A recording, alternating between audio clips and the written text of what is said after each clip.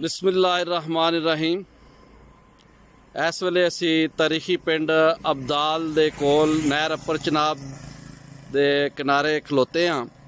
तो ये नेड़े एक तारीखी साड़ा पुल पुराना भी मौजूद है तो नवा पुल भी है, क्योंकि जो नंदीपुर हाइडल पावर स्टेशन बनाया गया सी ते नहर का रुख मोड़िया गया तो यदी खुदाई दोबारा की गई।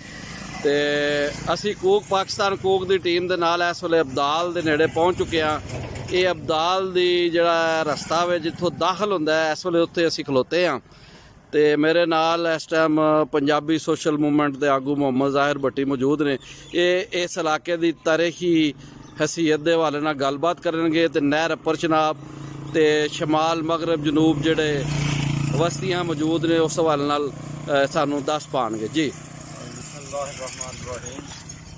ये जिस जगह से खड़ोते हैं ये अब्दाल की एंट्रेंस इतों यानी कि अब्दाल असी दाखिल होने हैं और इस तरीकी पिंड है जी, बहुत पुराना और 1000-1500 साल पुराना इसका दसते हैं।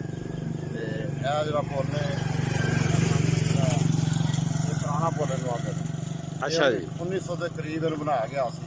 ये पक्की इट नाल बनाया गया सी। इट नाल उस जमाने जो चूने नाल ते मसरां दी दाल नाल कोई मसाला जो बनाते हैं वो बनया डाट का बनया मसरां दी दाल पी के मसरां दी दाल पी के।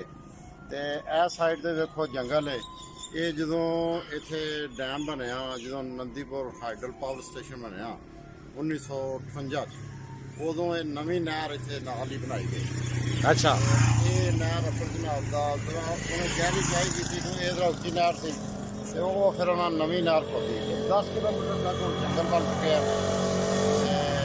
बाहर वैसे काम को भी काफ़ी हो गई है, जमाना बदल गया। यह सन 68 सड़क बनी थी, वैसे सन 70 जिथे बिजली आई है पिंड च।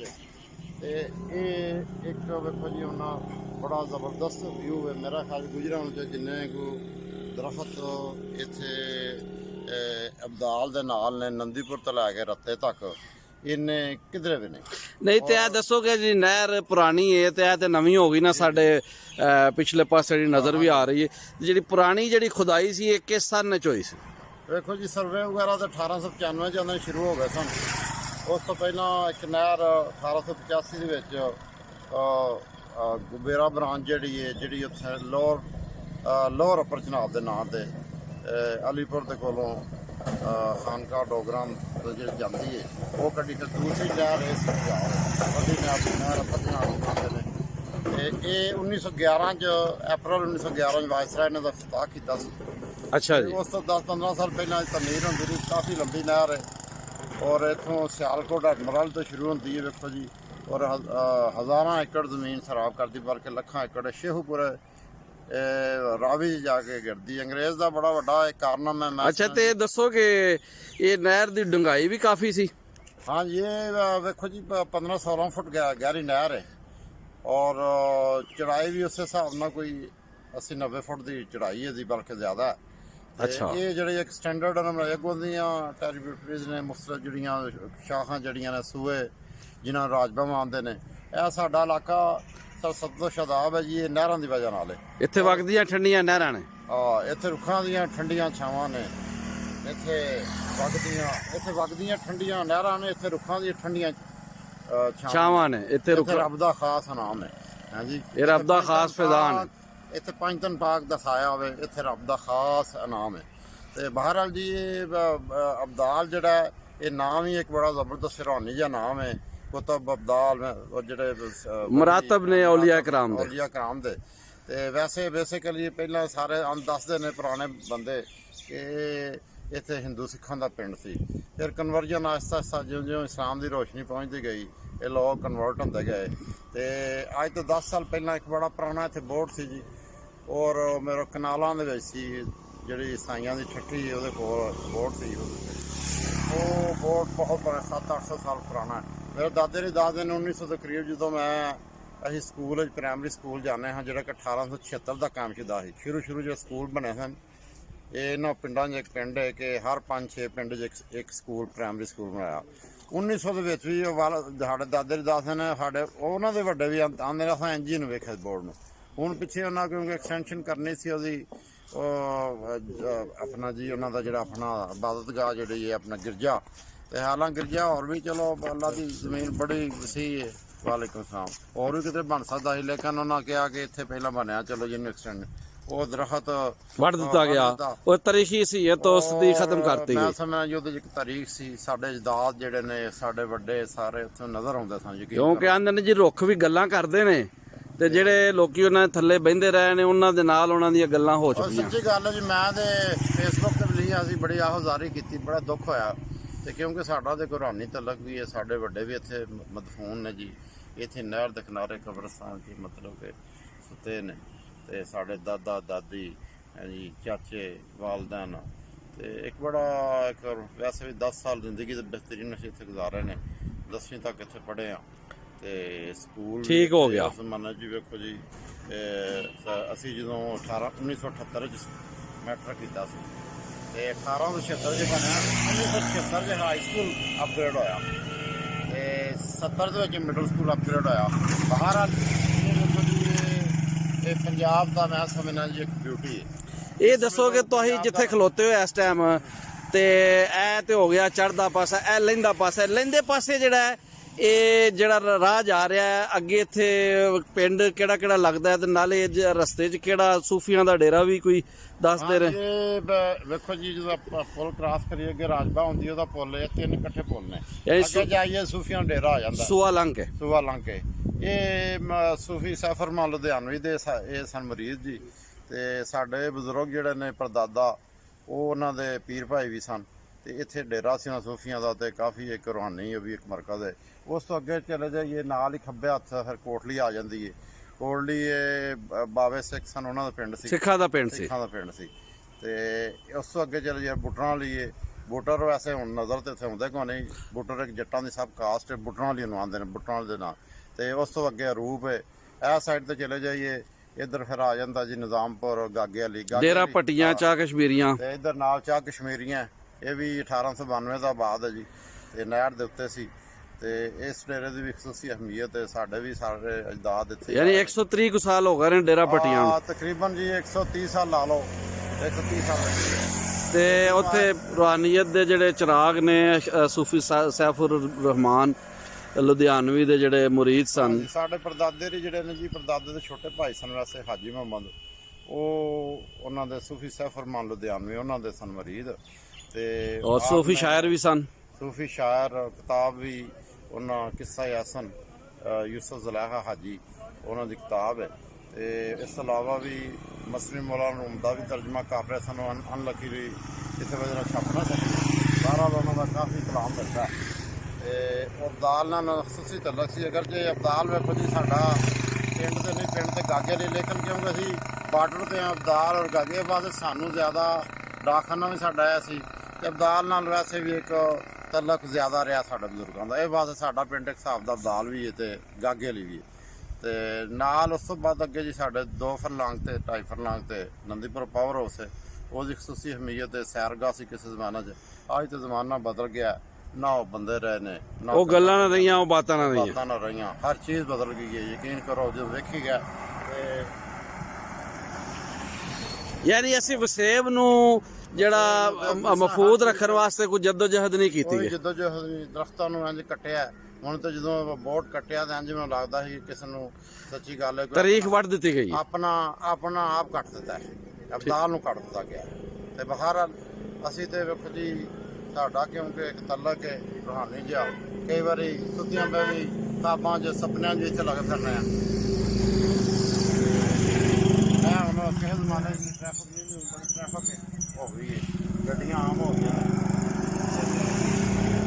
ਮੈਂ ਵੀ ਇਹ ਕੌਨਸੈਪਟ ਬਹਰਹਾਲ ਜੀ ਇਹ ਇੱਕ ਬੜਾ ਤਾਰੀਖੀ ਪਿੰਡ ਹੈ, ਅਸੀਂ ਹੁਣ ਅੱਗੇ ਜਾਵਾਂਗੇ ਇਹ ਜੀ ਅਸੀਂ ਹੁਣ ਕੋਕ ਪਾਕਿਸਤਾਨ ਕੋਕ ਦੀ ਟੀਮ ਵੱਲੋਂ ਇੱਕ ਪੰਬਵਾਲੀ ਪਿੰਡ, ਉਹ ਵੀ ਚੀਮਿਆਂ ਦਾ ਪਿੰਡ ਹੈ, ਇਹ ਵੀ ਚੀਮਿਆਂ ਦਾ, ਇਹ ਸਮਝ ਲਓ ਕਿ ਇਹ ਪੱਟੀ ਜਿਹੜੀ ਹੈ, ਮਗਰ ਇਹ ਜਿਹੜੇ ਤਾਰੀਖੀ ਸੀ ਇਹਦਾ ਅਬਦਾਲ ਤੇ ਅਰੂਪ ਤੇ ਵਰੀਆਂ ਦੀ ਜ਼ਿਆਦਾ ਹੈ। ਹਾਂ ਬਿਲਕੁਲ ਬਿਲਕੁਲ, ਇਹ ਬੜੇ ਇੰਪੋਰਟੈਂਟ ਪਿੰਡ ਸਨ ਜੀ।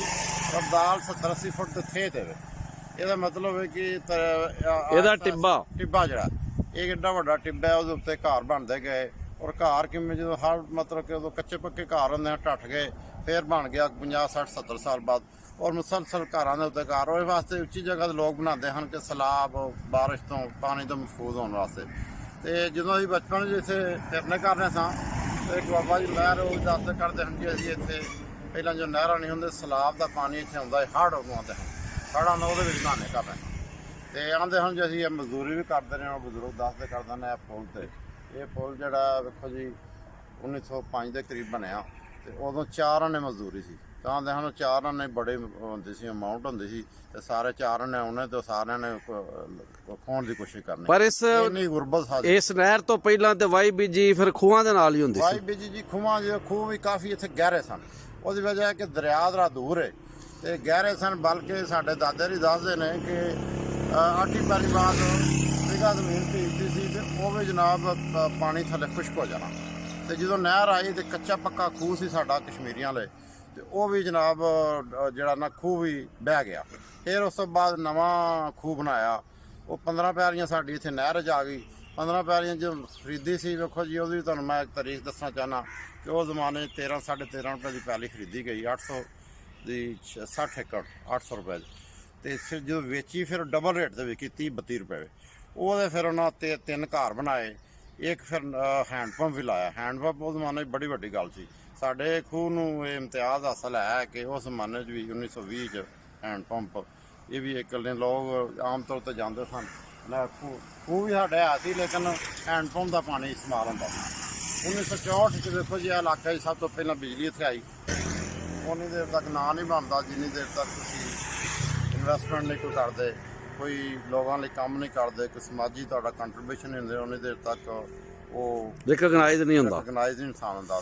ਲੋ ਜੀ ਬੜੀਆਂ ਸੋਹਣੀਆਂ ਗੱਲਾਂ ਹੋ ਰਹੀਆਂ ਨੇ। ਮੇਰਾ ਖਿਆਲ ਹੈ ਹੁਣ ਅਸੀਂ ਬਜ਼ੁਰਗ ਜਿਹੜੇ ਨੇ ਉਹਨਾਂ ਵੀ ਵੇਖੋ ਜੀ ਤਰੀਕੇ ਪਾਕਿਸਤਾਨ ਦੇ ਤੁਹਾਨੂੰ ਜਿਹੜਾ ਦੱਸਿਆ ਪਰਦਾਦੇ ਦੇ ਭਾਈ ਜਿਹੜੇ ਸਨ ਹਾਜੀ ਮੁਹੰਮਦ ਪੱਟੀ, ਉਹਨਾਂ ਵੀ ਉਸ ਜ਼ਮਾਨੇ 'ਚ ਤਰੀਕੇ ਪਾਕਿਸਤਾਨ 'ਚ ਸਾਰੇ ਆ ਤੇ ਉਹਨਾਂ ਨੇ ਨਸਮਾਂ ਲਿਖੀਆਂ ਤਰੀਕੇ ਪਾਕਿਸਤਾਨ 'ਚ। ਉਹਦੇ ਸੁਲਾ ਪੁੱਤਰ ਜਿਹੜੇ ਉਹਨਾਂ ਦੇ ਨਾਲ ਜਾ ਕੇ ਪੜ੍ਹਦੇ ਰਹੇ ਉਹ ਜਿੱਤੇ ਵੀ। ਫਿਰ ਉਸ ਤੋਂ ਬਾਅਦ ਫਿਰ ਇੱਥੇ ਮਾਜਰਾਂ ਦੀ ਇਬਾਦਤਕਾਰੀ ਲਈ ਉਹਨਾਂ ਮਤਲਬ ਕਿ ਕਾਫੀ ਇੱਥੇ ਕੰਮ ਕੀਤਾ, ਬਿਸਤਰੇ ਇਕੱਠੇ ਕਰਦੇ ਰਹੇ।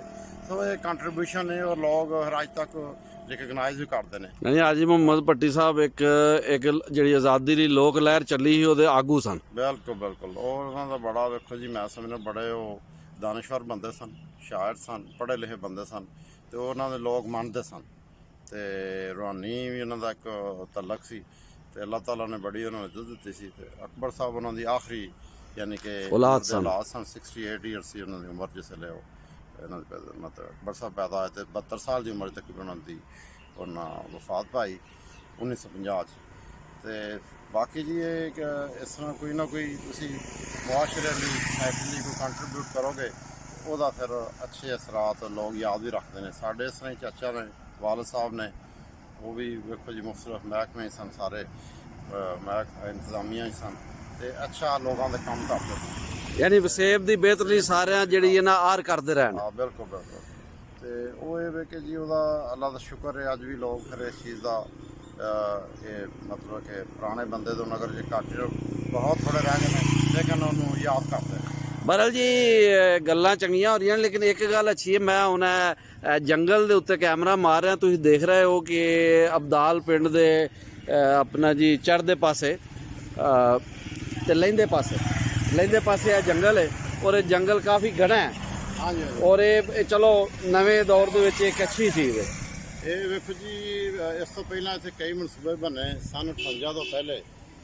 ਬਾਅਦ ਜਿਸਲੇ ਮੱਛਲੀ ਫਾਰਮ ਦਾ ਵੀ ਕਿਸੇ ਕੋਈ ਹਾਂਜੀ ਹਾਂਜੀ ਇਹ ਬਲਕਿ ਬਹੁਤ ਵੱਡੇ ਮੱਛਲੀ ਫਾਰਮ ਦਾ ਪ੍ਰੋਗਰਾਮ ਸੀ। ਉਦੋਂ ਦੇ ਮੱਛਲੀ ਫਾਰਮ ਹੁੰਦੇ ਨਹੀਂ ਸਨ ਗੌਰਮੈਂਟ ਲੈਵਲ ਦੇ ਤੇ ਉਹ ਵੀ ਫਿਰ ਪ੍ਰੋਗਰਾਮ ਵਿੱਚ ਹੀ ਰਹਿ ਗਿਆ। ਲੇਟਰ ਆਨ ਫਿਰ ਜਿਹੜਾ ਇੱਥੇ ਪ੍ਰੋਗਰਾਮ ਕਈ ਵਾਰੀ ਮਹਿਕਮਾ ਜੰਗਲਾਤ ਨੇ ਸੰਭਾਲਿਆ ਨੂੰ ਤੇ ਲੇਕਿਨ ਜਿਹੜਾ ਸਹੀ ਮੈਨੇ ਕੰਮ ਜਿਹੜਾ ਨਾ ਵੇਖੋ ਜੀ ਉਹ ਜਦੋਂ ਸਨ 93 ਦੁਬਾਰਾ ਜ਼ਰਦਾਰੀ ਸਾਹਿਬ ਇਨਵਾਇਰਨਮੈਂਟ ਦੇ ਬਣੇ ਸਨ ਨਾ ਵਜ਼ੀਰ ਤੇ ਉਹਨਾਂ ਦੇ ਦੌਰ 'ਚ ਫਿਰ ਇਹ ਜਿਹੜਾ ਨਾ ਜੰਗਲ ਸਾਰਾ ਲਾਇਆ ਗਿਆ। ਇਹਨੂੰ ਲੱਗਿਆ ਵੀ ਅੱਜ ਵੇਖੋ ਜੀ ਤਕਰੀਬਨ ਕਿੰਨੇ ਸਾਲ ਹੋ ਗਏ ਜੀ 27 ਸਾਲ ਹੋ ਗਏ ਤੇ ਬੜਾ ਇਕੱਠਾ ਹੁੰਦਾ। ਹੁਣ ਇਹ ਵੱਡੇ ਵੱਡੇ ਦਰਖਤ ਬਣ ਗਏ ਨੇ। ਇਸ ਫਾਇਦਾ ਲਾਇਆ ਸਫੈਦਾ ਵੈਸੇ ਅਗਰ ਜੇ ਹੁਣ ਇਹਦੇ ਮਤਲਬ ਕਿਹਾ ਜਾਂਦਾ ਜੀ ਪਾਣੀ ਬਹੁਤ ਪੀਂਦਾ, ਇਹਨੂੰ ਡਿਸਕਰੇਜ ਕੀਤਾ ਜਾਂਦਾ ਲੇਕਿਨ ਹੁਣ ਲੱਗ ਗਿਆ। ਉਸ ਜ਼ਮਾਨੇ 'ਚ ਨਹੀਂ ਸੀ ਐਡੀ ਗੱਲ। ਪਹਿਲਾਂ ਤਾਂ ਸੇਮਾਂ ਵੀ ਬਣਾਈਆਂ ਕਿੰਨੀਆਂ, ਸਾਡੇ ਆ ਸੱਜੇ ਪਾਸੇ ਵੀ ਸੇਮ ਹੈ, ਇੱਧਰ ਵੀ ਸੇਮ ਹੈ ਤੇ ਉਹ ਸੇਮਾਂ ਦਾ ਹੁਣ ਕਿਉਂਕਿ ਪਾਣੀ ਡੇ ਬਾਈ ਡੇ ਥੱਲੇ ਜਾਈ ਜਾਂਦਾ, ਪਾਣੀ ਦਾ ਇਸਤੇਮਾਲ ਬਹੁਤ ਜ਼ਿਆਦਾ ਹੋ ਗਿਆ। ਹਰ ਘਰ 'ਚ ਪੰਪ ਲੱਗਾ ਹੈ, ਜਾਂ ਮਤਲਬ ਕਿ ਜਿਹੜਾ ਵੇਖੋ ਜੀ ਅਰਬਨਾਈਜੇਸ਼ਨ ਹੋਣ ਨਾਲ ਪਾਣੀ ਦਾ ਇਸਤੇਮਾਲ ਬਹੁਤ ਜ਼ਿਆਦਾ ਹੋ ਗਿਆ। ਉਹ ਪਾਣੀ ਥੱਲੇ ਜਾਣ ਦੀ ਵਜ੍ਹਾ ਨਾਲ ਹੁਣ ਇਹਨਾਂ ਦਰਖਤਾਂ ਦੀ ਇਹ ਸਫੈਦਾ ਵਗੈਰਾ ਜਦੋਂ ਲਾਉਣਾ ਸ਼ੁਰੂ ਕੀਤਾ ਸੀ ਸੰਨ 60 'ਚ, ਇਹ ਬਾਅਦ ਸੇਮ ਨੂੰ ਖਤਮ ਕਰਨ ਵਾਸਤੇ ਉਹ ਸੇਮ ਨੇ ਖਤਮ ਹੋ ਗਈ ਤੇ ਪਾਣੀ ਬਹੁਤ ਜ਼ਰੂਰਤ ਹੈ। ਬਾਹਰ ਨੂੰ ਹੁਣ ਉਨੀ ਅਹਿਮੀਅਤ ਨਹੀਂ ਰਹੀ ਹੈ। ਲੇਕਿਨ ਬਾਹਰ ਇਹ ਵੇਖੋ ਜੀ ਹਰ ਤਰ੍ਹਾਂ ਦੇ ਇੱਥੇ ਮੁਖਤਲਿਫ ਜੰਗਲੀ ਹਯਾਤ ਵੀ ਸਾਨੂੰ ਮਿਲਦੀ ਹੈ। ਸੇਬ, ਖਰਗੋਸ਼, ਜੰਗਲੀ ਖਰਗੋਸ਼, ਜੰਗਲੀ ਬਿੱਲੇ, ਫਿਰ ਗਿੱਦੜ, ਸੂਅਰ, ਉਹ ਵੀ ਜਿਹੜੇ ਜੇ ਆਪਣਾ ਹਰਨ ਵੀ ਮਿਲਦੇ ਨੇ।